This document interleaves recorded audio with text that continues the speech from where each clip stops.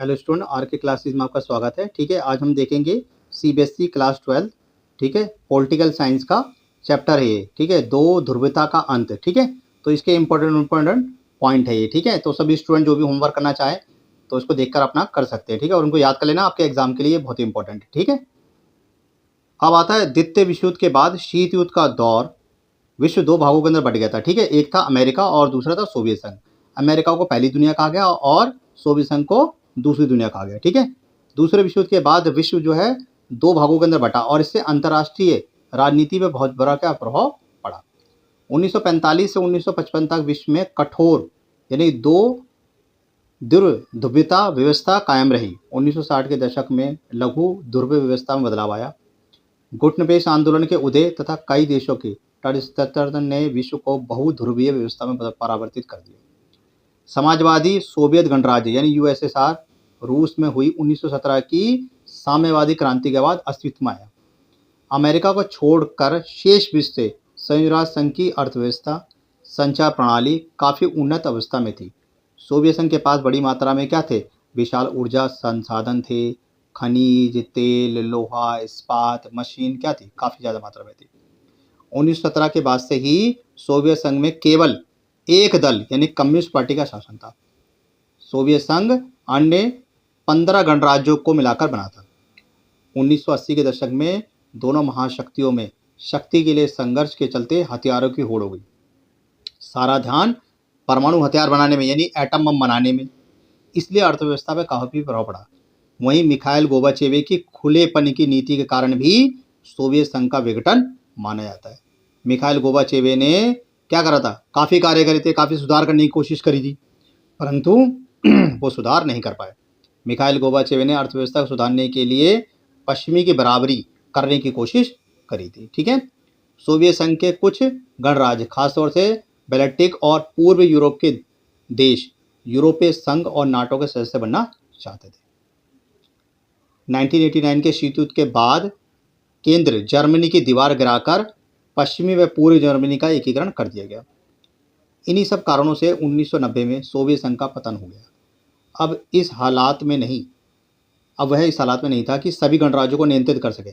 ठीक है, इसलिए सोवियत संघ की अर्थव्यवस्था काफ़ी खराब हो गई। सोवियत संघ के पतन के बाद साम्यवादी देशों ने आर्थिक विकास के लिए पूंजीवाद की ओर बढ़ना चालू करा और उन्होंने एक खास मॉडल अपनाया। ठीक है, जिसको शॉक थेरेपी कहा गया। यह मॉडल जो था अंतर्राष्ट्रीय मुद्रा कोष द्वारा दिया गया प्रकार का मॉडल था। ठीक है,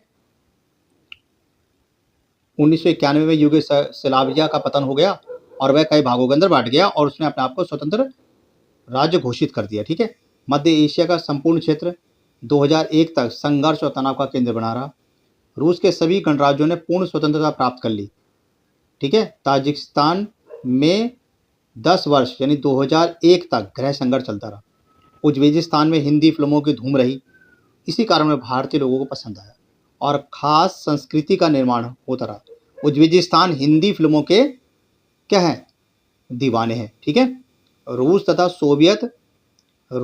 पूर्व सोवियत संघ के सभी गणराज्यों में हिंदी फिल्म के नायक जैसे कि राज कपूर इत्यादि घर घर में जाने जाते हैं। रूस और भारत बहुध्रुवीय विश्व का निर्माण करना चाहते हैं। भारत रूस के हथियारों का सबसे बड़ा खरीदार देश है। भारत रूस के बीच सांसारिक समझौते से दोनों के बीच में काफ़ी अच्छे क्या रिलेशन पाए जाते हैं। हथियारों की खरीद, अंतर्राष्ट्रीय व्यापार, अंतरिक्ष उद्योग, ठीक है, परमाणिक और एटम बम जैसी कई प्रकार की योजनाओं में दोनों में काफ़ी मित्रता देखने को मिलती है। शीत युद्ध के दौरान विश्व दो गुटों में बट गया।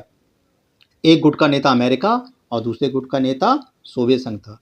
25 दिसंबर 1991 में सोवियत संघ के विघटन के बाद दो ध्रुवीयता का अंत हुआ और अमेरिका विश्व की एकमात्र शक्ति उभर कर सामने आया। बर्लिन की दीवार पूंजीवादी व समाजवादी देशों के बीच विभाजन का प्रतीक था।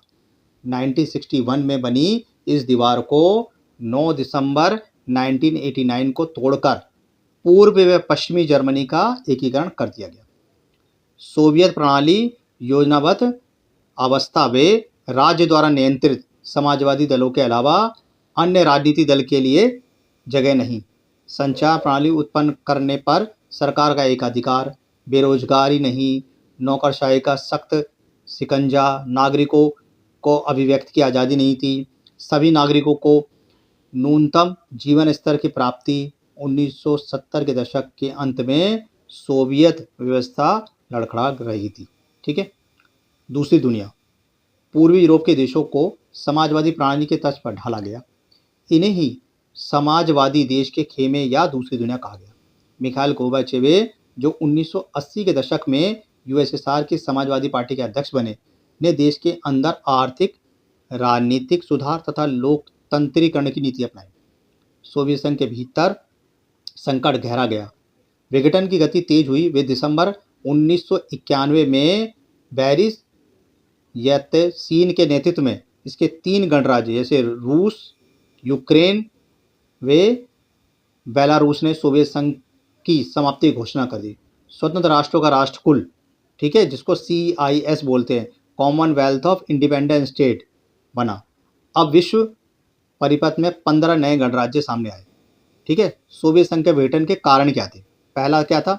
नागरिकों की राजनीतिक व आर्थिक आकांक्षाओं को पूरा न कर पाना, सोवियत प्रणाली पर नौकरशाही का कब्जा हो जाना, कम्युनिस्ट पार्टी का अंकुश लगना, गोर्बाचेव द्वारा किए गए सुधारों का विरोध होना, अर्थव्यवस्था गतिरोध व उपभोक्ता वस्तु की कमी होना, राजनीतिक आर्थिक संस्थाएं आंतरिक कमजोरी के कारण जनता के आकांक्षाओं को पूरा नहीं कर सकी थी, संसाधनों का अधिकतर हिस्सा परमाणु हथियार व सैन्य सामान पर खर्चा हो रहा था, नागरिकों को जानकारी हो गई कि सोवियत राजव्यवस्था व अर्थव्यवस्था पश्चिमी पूंजीवादी से बेहतर नहीं है। ठीक है। गतिरोध प्रशासन था, भ्रष्टाचार सत्ता का केंद्र था। ठीक है। तो ये सारे क्या हुआ? कारण बनते चले गए। किसके लिए बनते चले गए? यूएसएसआर के विघटन के, और राष्ट्रवादी भावनाओं व संप्रभुताओं की इच्छा का उभरना।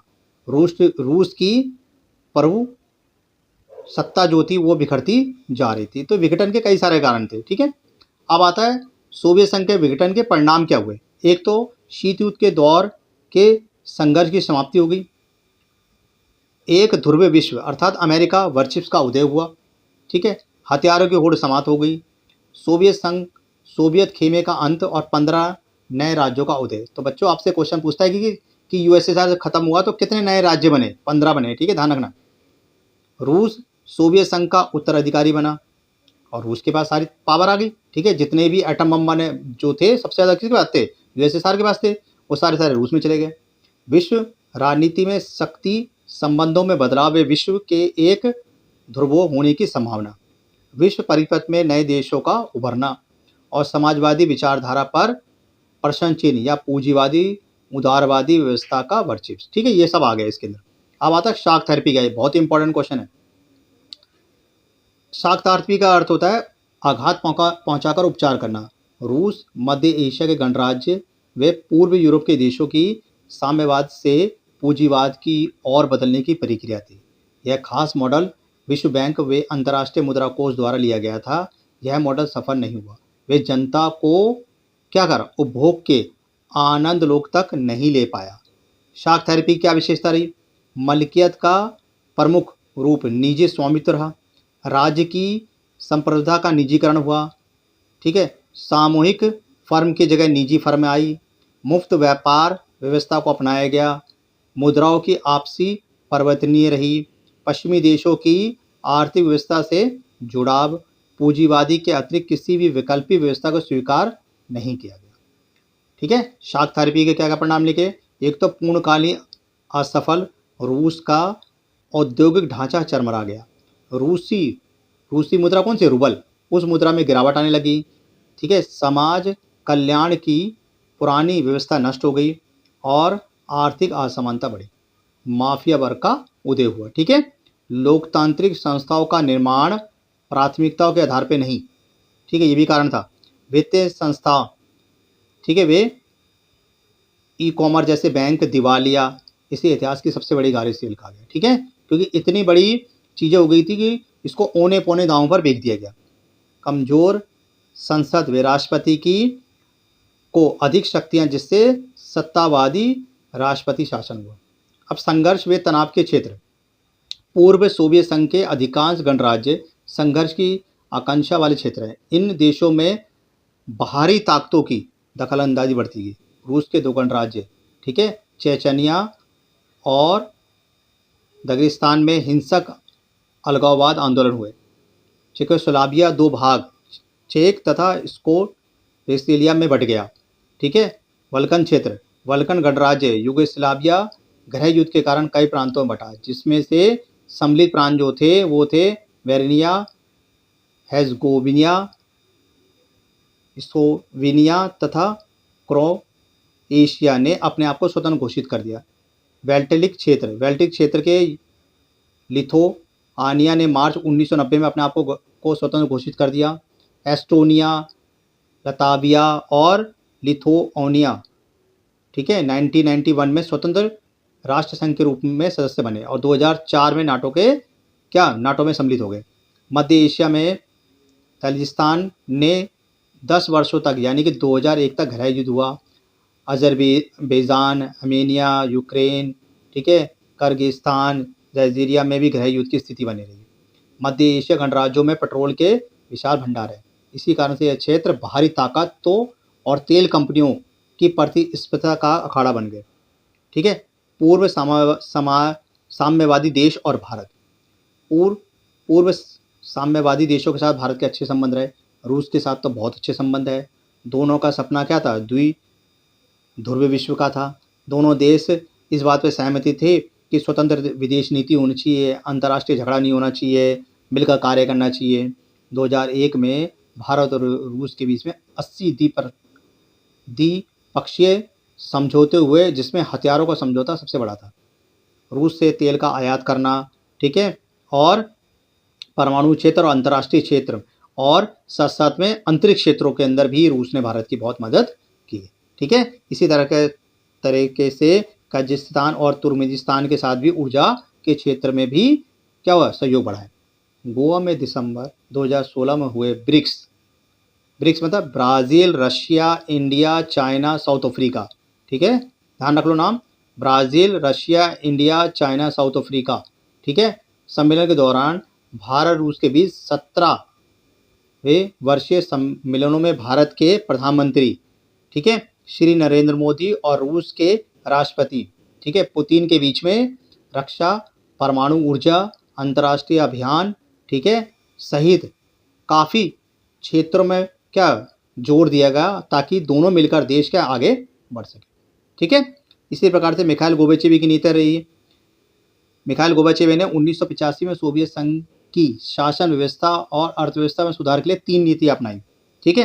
तो ये तीनों नीतियाँ दे रखी हैं, सभी स्टूडेंट इस नीतियों को देख लें। पहली नीति क्या थी? अर्थव्यवस्था को वृद्धि करना।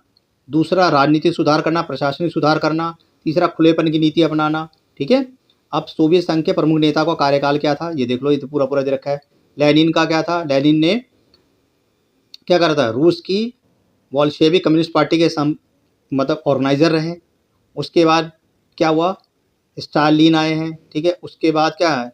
निकिता खुर्चेव आए हैं, ठीक है। इस प्रकार के सारे क्या राष्ट्रपति आते चले गए, ठीक है। तो सभी स्टूडेंट इनको देख ले, इनका टाइम पीरियड दे रखा है सभी राष्ट्रपतियों का, ठीक है। तो ये बहुत ही इंपॉर्टेंट क्वेश्चन थे, ठीक है। सारे इंपॉर्टेंट क्वेश्चन थे आपके ये, और आपका ये चैप्टर पूरी तरीके से खत्म हो गया है, ठीक है। ये सारे इंपॉर्टेंट क्वेश्चन है, सभी स्टूडेंट इसके नोट्स बना लें, ठीक है। सभी स्टूडेंट को ऑल द बेस्ट।